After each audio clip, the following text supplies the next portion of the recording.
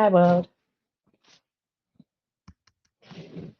Before I push the record button, I always wonder what on earth I'm going to talk about, and I sit there thinking I've got nothing to say. I had 1,000 things to say half an hour ago, and my brain is buzzing with all these things that I would love to record for days, and yet I sit here and I go to hit record, and my brain goes blank. And each time I'm like, I should have written this down. And yet I don't. And so I start with having no idea where I'm going with this. And so much that I want to record and conserve and share with the world. One of the hard things, though, is I'm a private person to a certain extent. I worry about what people know if they will use it against me, how they will interpret something. And yet I'm very open to an individual. So if someone comes and talks to me, I will share with them whatever they want to know. And sometimes I don't know how to describe myself because I'm private and yet I have no filters in person. And I think I've been so damaged by people hurting me over and over that I know that if I don't share information that people can hurt me less. And it feels like they're less part of my life if they don't have information. And it's nice to have boundaries when for a long time nobody respected my boundaries. And yet I do something like this. I see such a benefit of this, though, for my family in times that are to come when they'll be able to see this, for others who might be going through similar stuff, for myself, so that once I say something, I can really process. And I'm very much a person who processes by talking. And I want to become more open with the world. I want to open up communications and be out there and learn not to care what people think. Because in terms of what they think about me, that doesn't matter. And they don't matter because it doesn't change anything. I do watch a lot of live streaming, and I was watching Tommy and Reese today, who are part of the non-Scientology gang on the internet, on the big red button, as Tommy would say. And Reese is an ex-Scientologist. Tommy is a never-in that would describe himself as many things, and yet he is a friend of ex-Scientologists, and that's how I see him. And nothing more. His past is his past. I hope you hear that, Tommy. And then I hear things by Ono Nora and all these other people that have started this community online. And it's true. Having a platform of your own really does change things, and it does enable you to reach out and communicate with so many more and have connections with so many more people. Without having a platform to respond, it's very much a one-way thing. Even though there are messaging and live chat and that sort of stuff, there is only so much that you can respond and say, no, I agree with this, I don't agree with that. Here's what I think. I'd love to impact your life as much as you impact mine.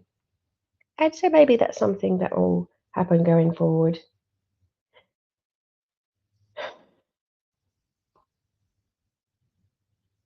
It's been an interesting week this week. Um, my life has been slowly moving forward, whether I want it to or not. And I've always struggled with accepting reality, the bad side of things. I want to fix things. I want things to be rose colored and beautiful and have no negative emotions. But there are bad things, and I need to be able to carry that without losing hold of the positive stuff. And maybe I need more than two hands, one to carry the negative, one to carry the positive. I need to develop a new way of doing that. I've got three of the children of the four living at home at the moment, and that is such a hard concept to come to terms with because we are such a tight unit. And until hours before that changed, we were a tight unit of love and strength and loyalty. And it's sad to see that some of that can't be remembered at the moment. And um, that Mississippi feels so hurt by with what she thinks and how she remembers. And then I see Ellie and her clashing, and I can see it's out of love, and yet it's just making it all so much worse because Sissy then sees that, just negative emotions, and it's really sad.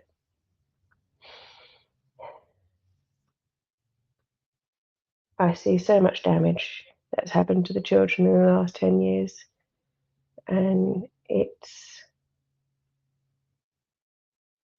devastating to me as a mum.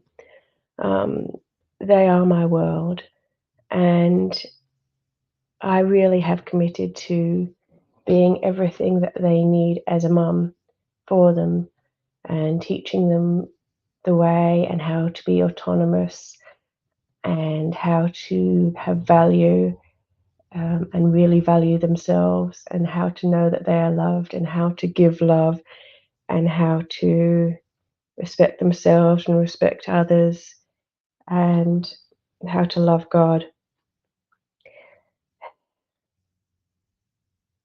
It's hard not to feel a failure looking at those as being your goals, but you can only do your best, I suppose.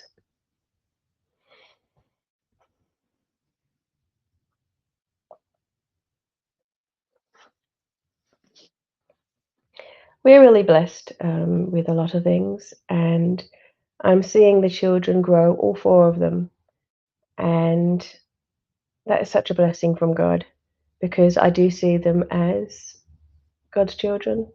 They are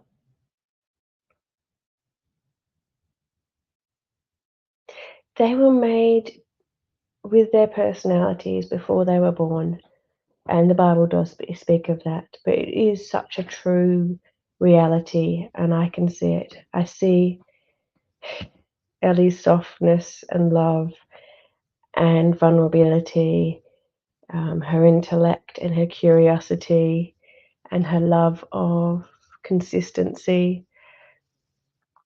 I see her want to cling to her team and really understand the world.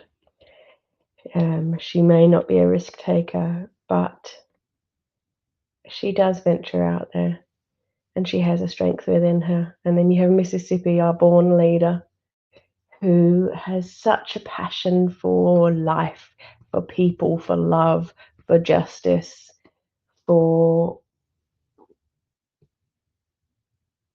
any topic, who will navigate this world with such authority and risk taking and joy. Well, actually, with extremes. So it can be joy, it can be anger, it can be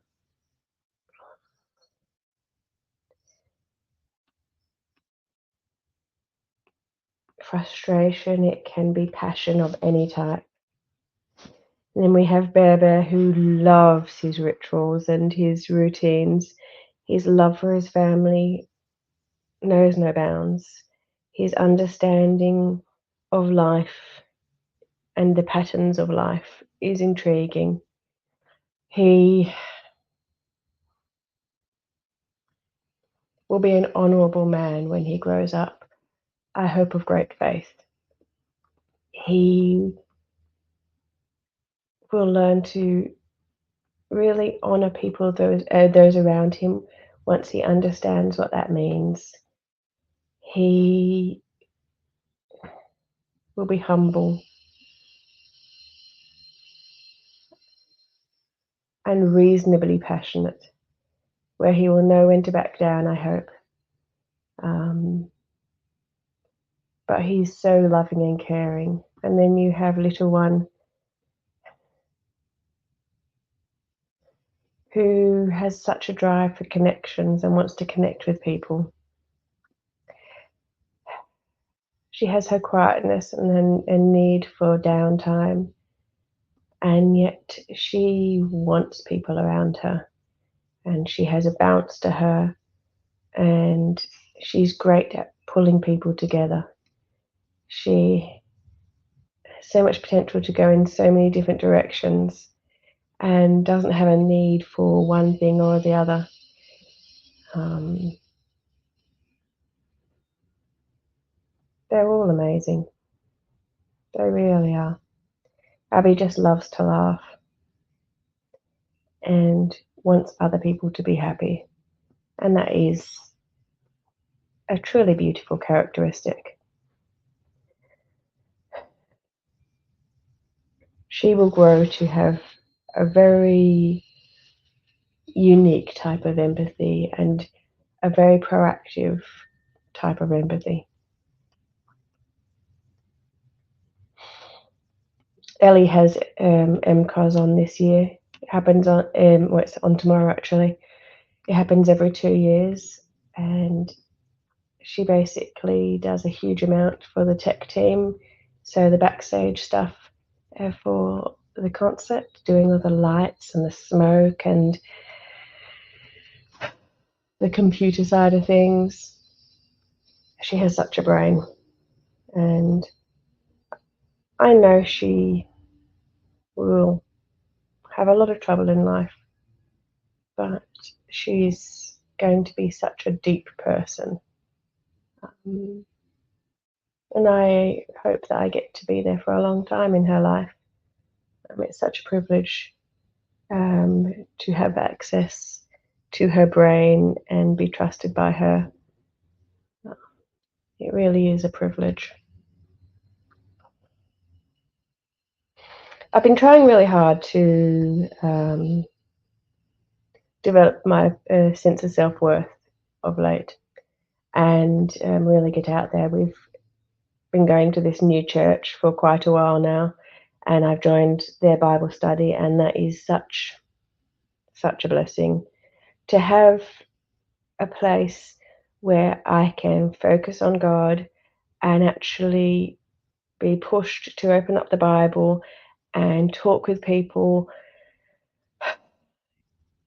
in an in-depth manner on one topic is wonderful. It's something that I've really missed. I still am far too eager and want to say too much sometimes because I have 1,000 thoughts going on in my head, and it's a different type of Bible study to the one I normally choose, whereas I love to go to a fellowship style where there is a deep connection between all of the participants over time, and you really get to be part of each other's lives, whereas there is less sharing of each other's lives and more of a focus on the Bible um, for this Bible study. But it's awesome because it's during youth group, and so when um, B Bear and Ellie go off to youth group, Abby and I go to Bible study, and she'll be going to youth group soon too.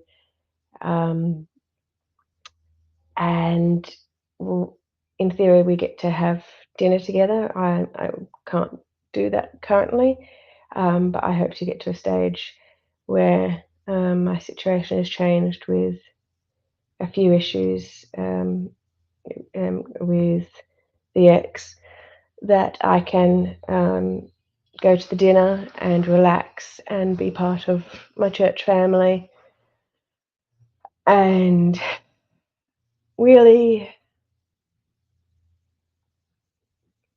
find my place in that community. It's a bit of a further drive than going across the road, I'll give you that. And it means that we are having to work out which activities go to, which not to, and that sort of thing. Means I can't just pop over or take the kids and then come home. Um, and so church is not a whole day affair, but it takes out a good chunk of the day now because Ellie might have her Bible study on at 4 o'clock on a Sunday afternoon. And if we go to church, we tend to go to the 10:45 a.m., which will run into the early afternoon, or 6 p.m., which will then mean that we've hung around from 4 o'clock. And then yeah, that means that the others miss out on Sunday school. So I'm not sure where we are with how we're going to get that to function. Ideally, I'd love to move closer, but this is home, and I fought really hard to keep this home for the children, and it's really scary to move out of a place. Um, I don't know where that happened. That said, I'm still looking at whether we stay in the state or we just have a clean break. There's that would really make sense for us to go to have a better life, um, and really establish ourselves in a manner that would work really well for the children. But time has kept passing and we've remained here, so we don't know what's happening yet.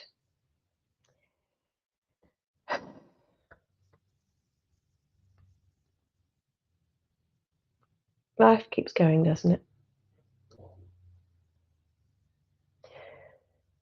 Sometimes I feel like life has passed me by, but that's not actually true. Um, it's really hard to understand the bigger things in life, and sometimes I think that I do understand it, and I have um, a strength from that, and then sometimes I think that I've put a strength in that because I need something to understand.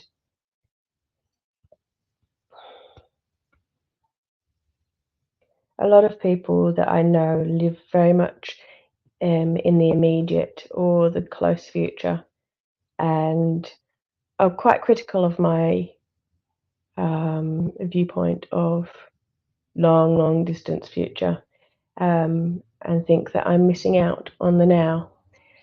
Um, Whereas my hope is that I focus on the future in a long term so that I don't worry about the now.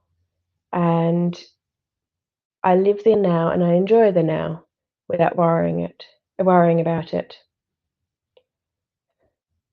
I think that's what I do, but I'm not certain.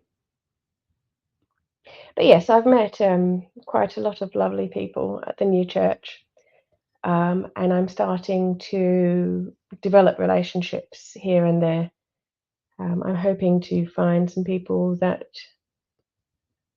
are in a similar boat to me, um, in terms of my age, um, have kids, or not even have kids, just basically my age, and um, the same thought patterns in terms of what we find interesting, um, and I can just meet into at an intellectual point, and so we can sit down and have a chat and really share things, just so that I can support them and they can support me, because I've really missed that.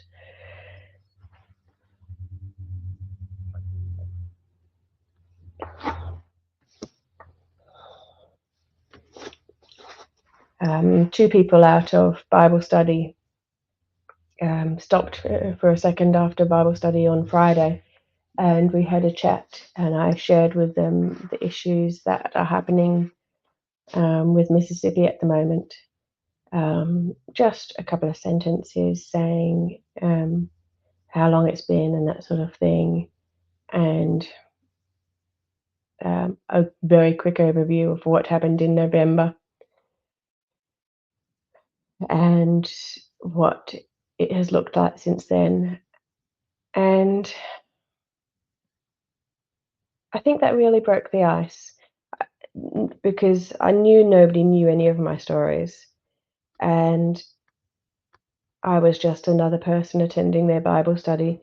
But the second they knew a little bit of my story, it personalized me for them, and they reached out and added me as a Facebook friend and that sort of thing, and that was really nice.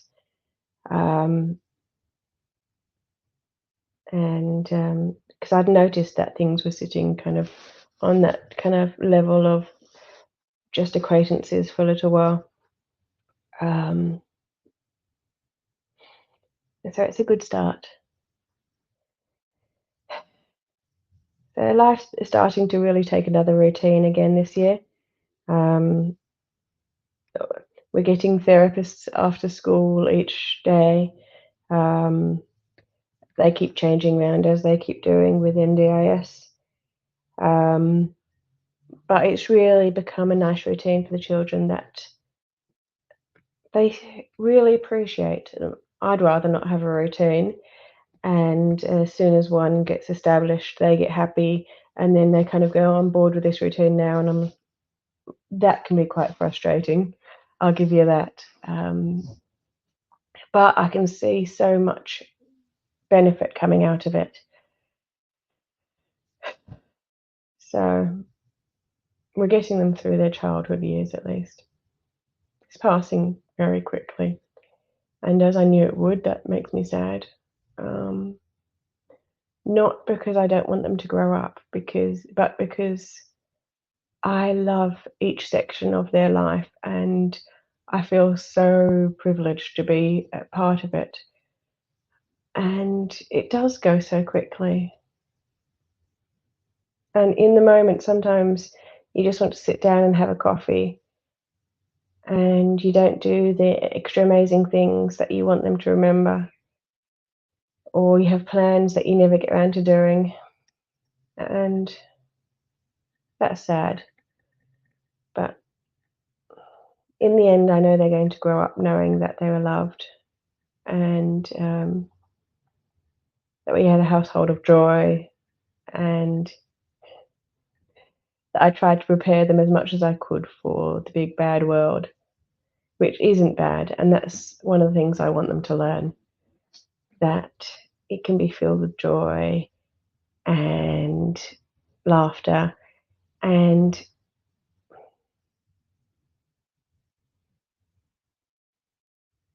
there is so much joy to be had with being a part of the world and putting into the world rather than taking from the world.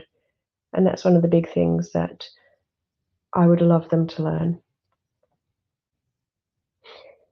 I might end here for now. I'll probably be back very soon. But yeah, I need to collect my thoughts first. Thank you for listening. I hope you stay till the end. God bless. And that's it from me. Thank you.